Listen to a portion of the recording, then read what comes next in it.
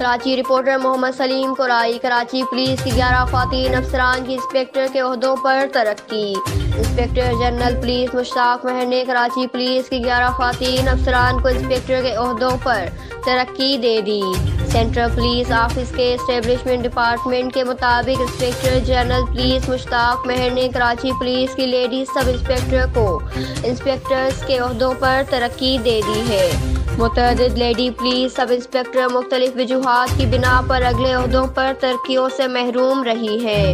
AIG establishment police Sindh Muqaddas Haider के मुताबिक inspector के ओहदे पर तरक्की का नोटिफिकेशन जारी कर दिया गया है।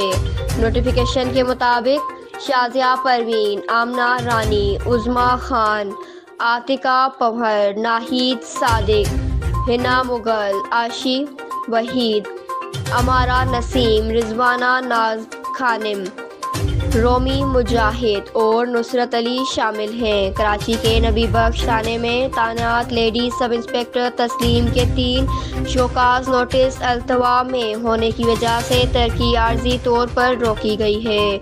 News express news Karachi.